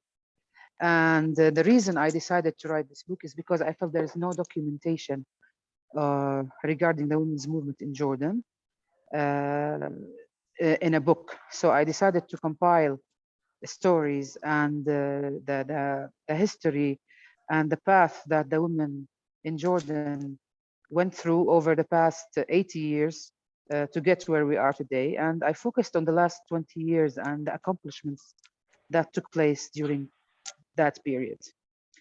So I would like to read some part of the book. I will focus on the section where it's about the impact of the so-called Arab Spring. And I will start by reading. The decade began with what is known to many as the so-called Arab Spring, during which multiple demonstrations broke out across the Middle East and North Africa region, whereby people were calling for reform and the removal of a long-term political leaders' regimes. Although the regime in Jordan was able to maneuver through the most radical regional and national challenges, the impact of the so-called Arab Spring nevertheless was felt in the country. Demonstrations and calls for political and economic reform were initially consistent, but waned after some, including neighboring countries, disintegrated into violent civil wars, and Jordan had to brace itself for the influx of refugees who again flocked its border from affected countries. Assistant Secretary General of the League of Arab States, Ambassador Dr. Haifa Abu Ghazali, a Jordanian woman rights activist, described the situation in the Arab world in the first 5 years of the 2010s as complex and presenting an awkward equation for emerging modern Arab democracies.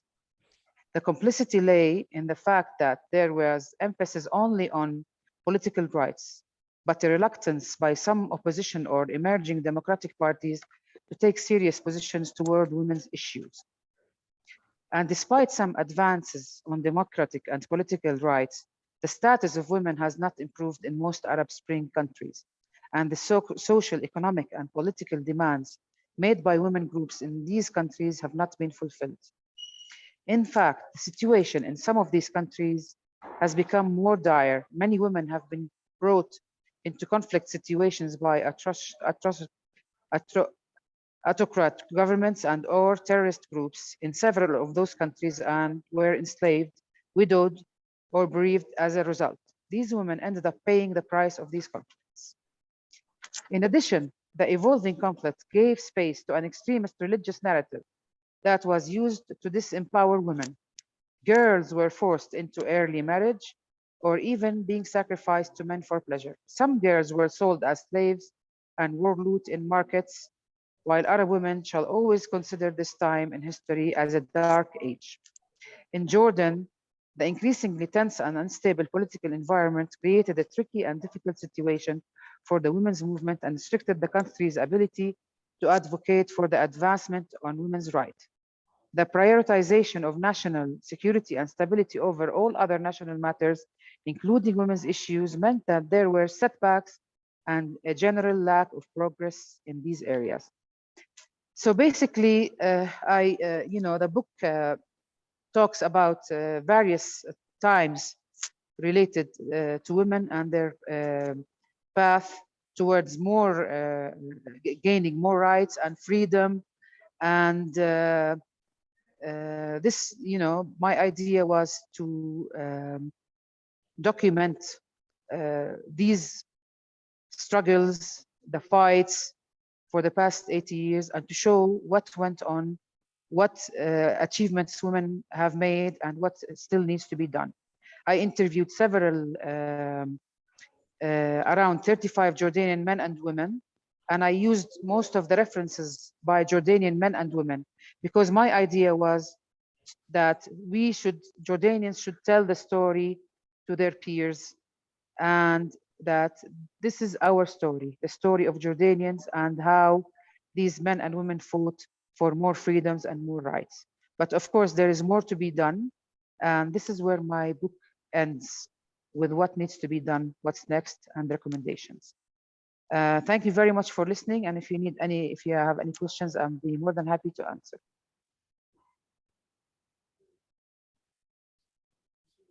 Thank you, Rena. Thank you so much. I think, as you said, documentation is very important, and building the narrative, especially on gender issues by women themselves, is very important. Thank you. And now we move to Iyad. Thank you, Ahmed. Thank you. Thank you, Ahmed. Thank you, Rena. And would really be interested in getting a copy of your book, Rena, or how to get it. So our next section is Egypt, but before we go there, let's check one more time if Fatima Rashad from Yemen is able to connect. Is she available? If she's available, we can go straight to her. Can I answer until she's? I just want to tell you that the book is available online, and I will give the link later to the organizers. Thank you so much, Rana.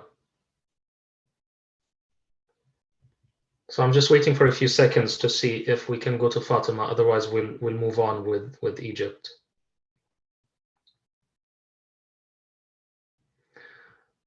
Okay, we'll move on to Egypt. We'll check with Fatima again later. And in this section on Egypt, we're going to highlight some of the Egyptian voices who will definitely not be platformed at Dubai Expo 2020. Two of my personal heroes, Ala Abdel Fattah and Sanaa Saif, are Egyptian freedom fighters currently imprisoned by the Egyptian dictator Abdel Fattah al-Sisi. The Sisi regime is deeply supported financially and politically by the government of the UAE. In this section, Egyptian author Ahdaf Suwaif will read an excerpt from the writings of Ala and Sanaa. Ahdaf is a best-selling author and a political and cultural commentator. She's also the founder of the Palestine Festival of Literature, PALFest. Ahdaf, please go ahead and tell us a bit about these two amazing freedom fighters and share with us some of their beautiful writing. The mic is yours, Ahdaf. Thank you so much, Iyad. And I just want to start by saying that this has been an amazing event. sat through it from the beginning. And in one way, it's just enormously heartening, and in another way, it is just so sad that so many exceptional people find themselves on, I don't want to say the wrong side of the law, find themselves being oppressed, being put in prison, and so on. But an event like this is amazing because, of course, the worst thing for prisoners and for the oppressed is to feel that they're alone or to feel that they're forgotten. And so it's brilliant to be here, and I'm very honored and proud to be with you. Sana Saif and Ala Abdel Fattah, of course, my brother, and they're both in prison right now, and they've both been in and out of prison. I'm going to just talk about Sana briefly, and then I'll move on to Ala, because I'll be reading from Ala's book, really. Because Sana is a film editor, so her medium is actually film. She was part of the team that worked on a film called The Square, which in 2013 was awarded an Emmy and had lots of rave notices. She was 17 when the Egyptian Revolution broke out, and she was very active in it. And then she went to prison in 2014, I think, and she served 1.5 years in prison for basically being part of a demand for a proper constitution. She then served 6 months later on for what they saw as contempt of the judicial system. And she took a very principled stand where she refused to defend herself, saying that she no longer believed in the way that justice was carried out in Egypt, and she had too much respect for the law and for the idea of the judiciary to take part in what was going on. And now she's in prison again. I'm really sorry that there's this, can you hear the noise, Niami? Yeah, well, the worse things get, the more people party. So that's what we're hearing outside on the river. So she's in prison again, and this time she's in prison because her brother, when he was in prison, she supported her mother in demanding a letter from him to find out if he was okay with COVID. And events happened, and she ended up being kidnapped from the door of the public prosecutor's office. And she's now serving a prison sentence. The official charge is that she insulted an officer on duty. I need to say that I'm very aware, and the family is very aware, and everyone I know is very aware, that Ala and Sana are only 2 of the very many political prisoners we have in Egypt, and that in fact they're lucky that at least they are known, their names are known, people talk about them, there's no danger of them being forgotten, and the same can't be said for many of the others. Moving on to Ala. Ala is a techie, and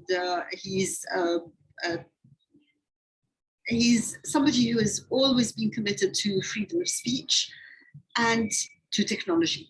So his actual first sort of like foray into the public world was when, as a teenager, he put together an aggregate website. I mean, would that be, I could be using the wrong terminology, but it was where you could go to find lots and lots of Arab bloggers with no censorship, no control over content, just a place where everybody with an opinion could go. And this was as a teenager. So this like working with technology, and that's his instrument, and using it to enable people and to enable narrative and to enable freedom of expression is central to his being as a person. And it's probably because of this that he has been in and out of prison so very often. He has served 5 years unjustly for taking part in a protest, and then he was on remand. And the sentence was for 5 years, but he did 6 months on remand, which meant that he had to go to prison, to the police station every night and spend the night there from 6 to 6. And then they actually arrested him or took him away from inside the police station. And he has now been in prison for 2 years without being tried, the pre-trial detention that's used against so many people now in Egypt and in other countries. So it's hard to fit it all in a couple of minutes, but he has a book. There's an anonymous collective who's put together a selection or his collected articles and some tweets and some his tweets, actually just his tweets would fill, I can't remember whether it was something like 100 books or so. Anyway, it's a selection of his tweets and of his Facebook posts and of his articles. To begin with, he was published in the National Dailies. And then, of course, they stopped publishing him and he was only published in Mada Masr, that's the news site that is constantly blocked in Egypt. I was puzzled what I should read for you tonight. And then I thought that actually what I'll do is I will read from an early piece. And it's a piece from the end of 2011. So here he was in prison again, pending trial. This was a military trial, and he'd been accused of destroying military vehicles and so on. He was eventually found innocent and let go, but he was in prison while Manel, his wife, was about to deliver their first child. And Ala and Manel had been in South Africa, and they had come back with the revolution, to join the revolution, because now it was time to start building, and they decided it was time to start a family. By the time Khaled was due to be born, Ala was in prison. So this piece was written in Tora prison on the 9th of December 2011. His son had just been born, and his wife had taken Khaled to him in prison for him to see. So this is just after he'd seen Khaled for the first time. And this is the end of the piece. It's like 2 pages. We need to be vigilant. They do not kill us to restore their state, but because killing and jailing are normal behavior in their state. Yes, normal behavior. It's just that we kid ourselves. It wasn't only their police who wronged us. Did the deans of their colleges not run over our children? Were we not wronged by their bakeries and the gas depots of their state, by the ferries and ports of their state? Were we not wronged by its wheel of production that lavished millions on the director and the consultant, even while at a standstill, but cannot spare a crumb for the worker when turning? Were we not wronged by its economy that closes down the textile factories while the cotton is piled high in the farmer's home, but keeps the fertilizer plant pouring poison into our river? Were we not wronged by its football clubs that let security brutalize the fans for cheering too noisily, but intervene to shield players when they raise arms? We are wronged by all its institutions and every leader in it. And tomorrow we will be wronged by its parliament and its president. I could never have imagined that my heart carried all the love that burst out with the birth of Khaled. How could I then fathom the sorrow in the heart of the martyr's father? Lord, how can it be so cruel? To bury your son rather than he bury his father? Is there a greater wrong, a worse imbalance? We kid ourselves and pretend it's exceptional, that it's possible to reform the state, but the evidence shows us its regularity and that there's no hope but for the fall of that state. Yes, their state must fall. We're afraid to face up to it, afraid for the country should the state fall. If the square topples the state, the square, of course, is Tahrir Square, and it's a symbol for all the squares of the revolution all across the region, all across the Arab world. If the square topples the state, what's left for us? Egypt is not the square. It's true that Egypt is not the square, but we've not understood the square. What do we do in the square? Well, we meet, we eat, we sleep, we talk, we pray, we chant, we sing, We expend energy and ideas in order to sustain ourselves. We cheer at a wedding and weep in a funeral. We express our ideas, our dreams, our identities. We quarrel sometimes. Sometimes we're at a loss and confused, searching for the future. We spend each day as it comes, not knowing what the future hides for us. But is this not what we do outside the square? Nothing is exceptional in the square, except our togetherness. Out of the square, we're happy at a wedding because we know the bride and groom. In the square, we rejoiced at the happiness of strangers. Out of the square, we grieve at a funeral because we know the deceased. In the square, we prayed for strangers. Nothing is new in the square, except that we surround ourselves with the love of strangers. But the love of strangers is not unique to the square. Hundreds sent me messages of love for Khalid from outside the square. Even some self-described members of the Sofa Party. Millions grieved for the martyr in every home in Egypt. We rejoice at a wedding because it's a marriage. We grieve at a funeral because it's a death. We live the newborn because he's human. Our hearts break for the martyr because he's human. We go to the square to discover that we love life outside it, and to discover that our love for life is resistance. We race towards the bullets because we love life, and we walk into prison because we love freedom. The country is what we love and what we live for, what we celebrate and what we mourn. If the state falls, more than just the square will remain. There will be the love of strangers. There will be everything that drove us to the square and everything we learned in the square.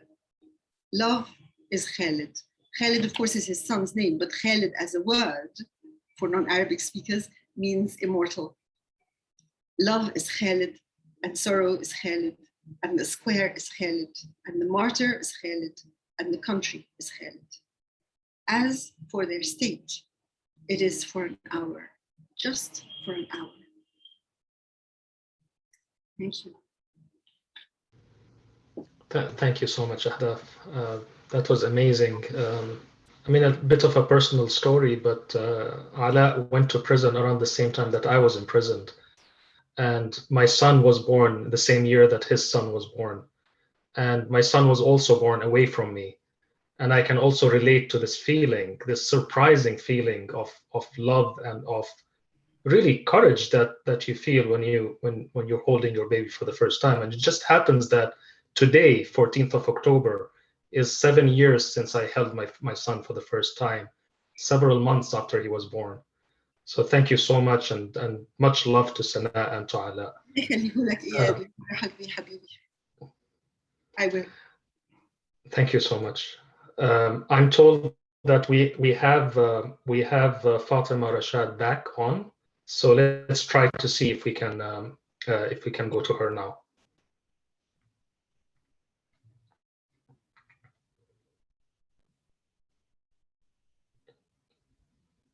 Can we go to Fatima?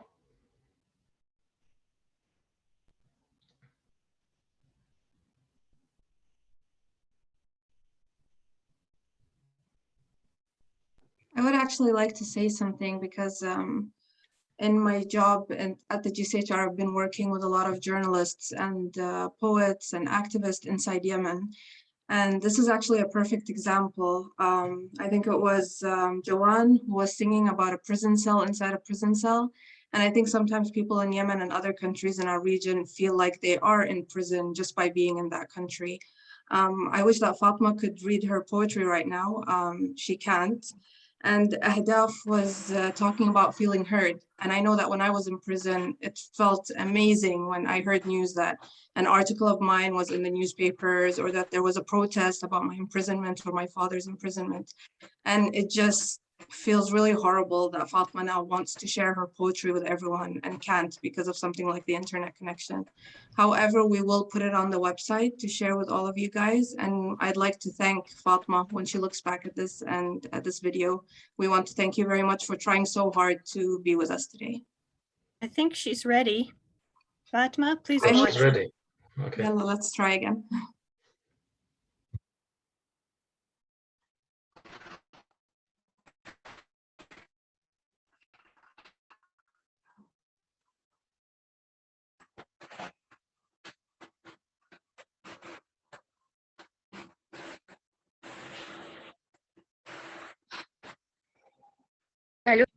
ألو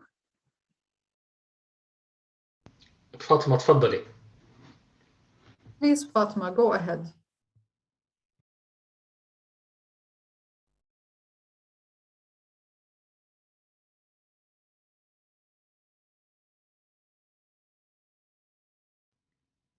Are we able to spotlight her video? ألو فاطمة بنسمعك تفضلي. Fatima, we can hear you. Please go ahead.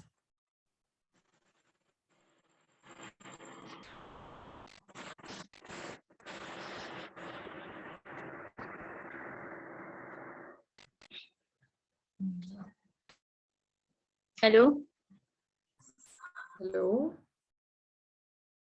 ألو تفضلي فاطمة. Please, Fatima, go ahead. لأن عندي أصلا التغطية ضعيفة شوية. I'm sorry, I have a very poor connection.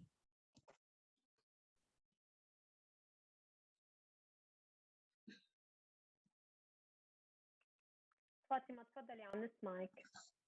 Fatima, please go ahead. We're listening. أولا سعيدة إنني أشارك مع First of all, I am very pleased to join you today الندوة at this panel. نص طويل لكن بحاول إنني The text, the poem I have to read is rather long, but I will try to أضغاث أحلام make it short. The poem is titled Confused Dreams. The ogre approaches you, holding your death in his hand. Confused dreams. For him to decide your fate and render you to nothing. Confused dreams. You see your children starve, screaming in pain, while you stand there helpless in a homeland where mercenaries have a share. Confused dreams. To have them restrain your tongue so that you do not demand your right to live in peace. For them to confiscate your dreams and meddle with your frail body because of repeated doses of failure. They steal your daily bread. They rape and shame our women. They load their guns with ammunition to make us bleed. They crucify us who have done no wrong to condemn us. The university sends you out with the remains of a certificate you proudly display on your wall, only to be welcomed by unemployment.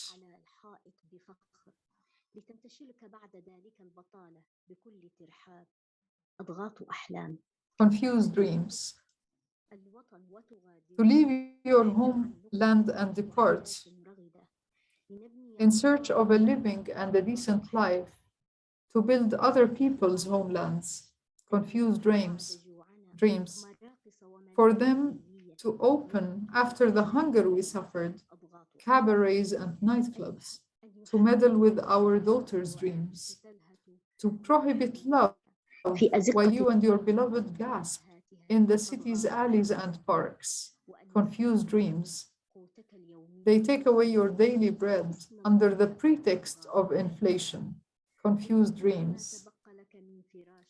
For you to sell what's left of your torn mattress and worn out clothes. These are all confused dreams. In a country where the thieves have the right to steal from us and the right to sell out our dreams and the right to stomp upon us. Confused dreams. In a homeland that moans but is heard by no one. A homeland burned by its wounds, by injustice and torture. A homeland robbed of its right to live in peace, free from them and without their oppression. All these are merely confused dreams. And when we will wake up from the noises of all our dreams, we have to submit to the theft of our homeland. The giant ogre's hand will for sure reach us because they confiscate our dreams. And they commit their massacres against us in the name of the homeland's interests. These are all confused dreams, nothing more.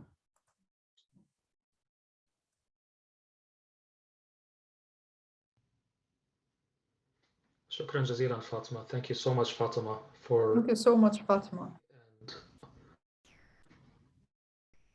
Thank you everybody for your patience. As we can see, Fatima has been trying several times to connect, and we're very grateful that we're able to listen to her today. And the mic is yours. Thank you, Iyad.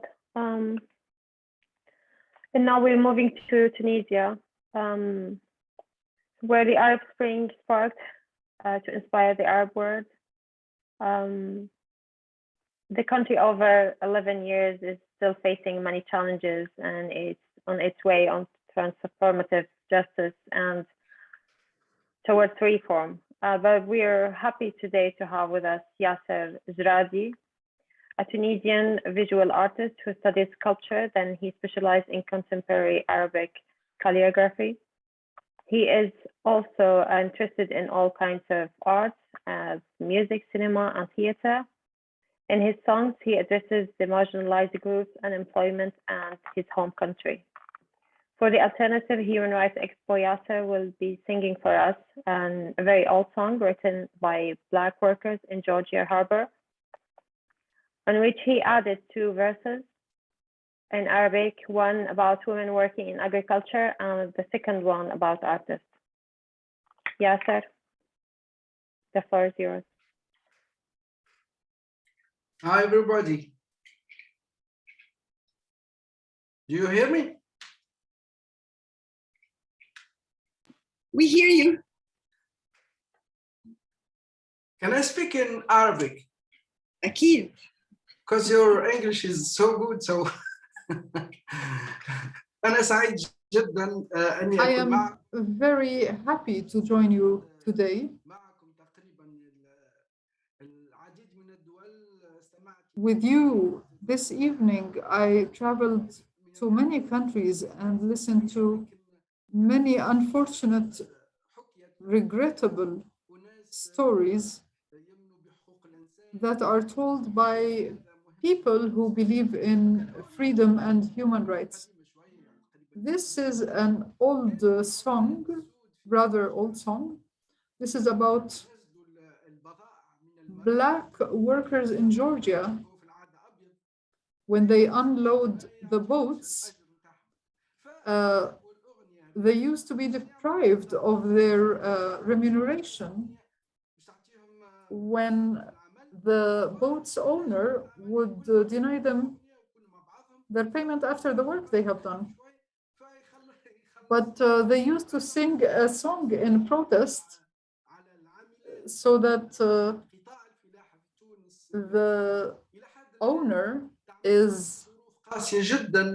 gets worried and then pays them their dues. So with this background, I wrote a song about female workers in agriculture in my country. I want to raise the awareness of the Tunisian people to the importance of art and its role in liberating people and preventing violation of their rights. The name of the song is Pay Me My Money Back. Captain say, pay me my money down. Tomorrow is a sailing day.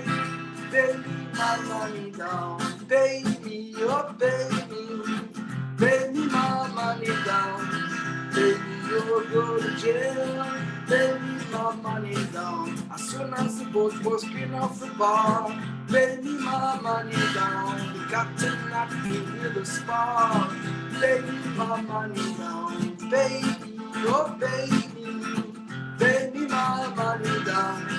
Pay me or go to jail. Pay me my money down.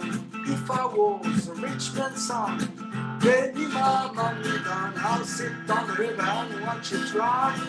Pay me my money down. Pay me, oh pay me my money down. Pay me or go to jail. Pay me my money down.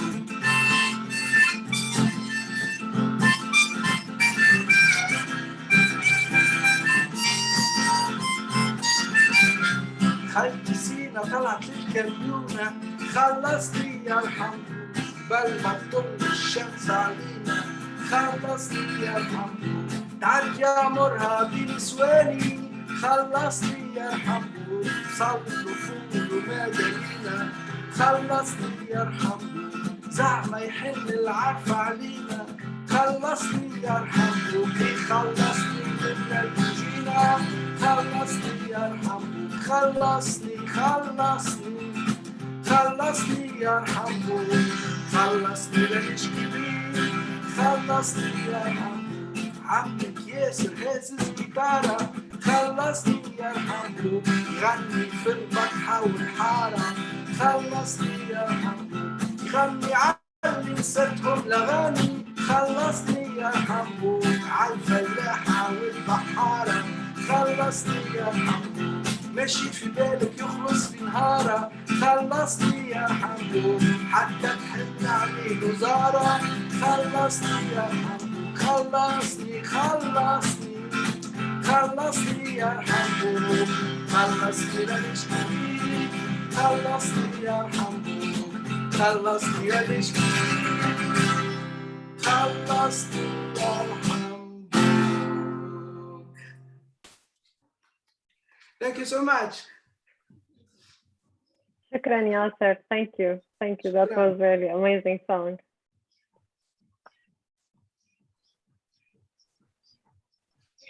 And now I think we're coming to the end of our program.